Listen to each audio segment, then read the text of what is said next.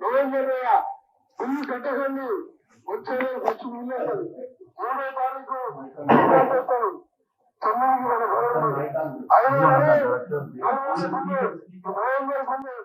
వెంకటరెడ్డి గారు చెప్పండి కట్టొచ్చని చెప్పి మీరు బాగా అర్థం చెప్పండి. ఈ నెల బిల్లు కూడా రద్దు చేస్తున్నాం మేము.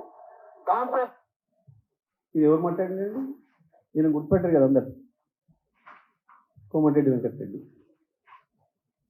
వీళ్ళు కట్టొద్దని చెప్పింది ఆయనే కదా. ఇంకా ఏం చెప్పిండు? ఈ నవంబర్ నెల బిల్లు డిసెంబర్లో వస్తుంది, ఆయన మేము డిసెంబర్ 9కి వస్తున్నాం కాబట్టి నవంబర్ నెల కూడా మేమే కడతాం, మీరు కట్టకండి.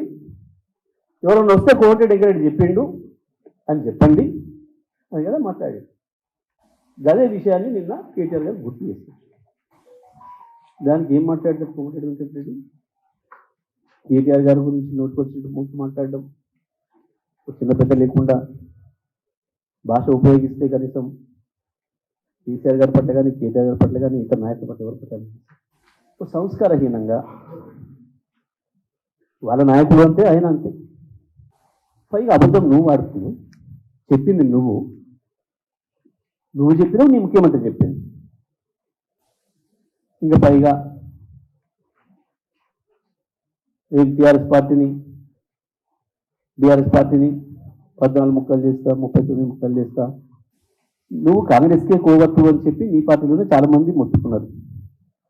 తమ్ముని ముందే బీజేపీలో పంపించి ఒకవేళ బీజేపీ వచ్చే పరిస్థితి ఉంటే నేను వెనకమ్మడి వస్తా, నువ్వు ముందు మమ్మని చెప్పి తోలి కాంగ్రెస్ ద్రోహం చేసి బీజేపీలో పోయిన నీ తమ్ముడికి ఓట్లేయమని చెప్పి కాంగ్రెస్లో ఉండి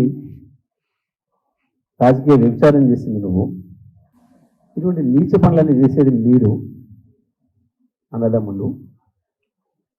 సొంత పార్టీకి ద్రోహం చేయడం, మళ్ళీ ఇటేదో మంచిగా నడుస్తుంది అని చెప్పి మళ్ళీ ఇల్లు తెచ్చుకొని తమ్ముని బీఆర్ఎస్ను ముక్కలు చేయడం నీతో కాదు, నీ తాతతరం కూడా కాదు.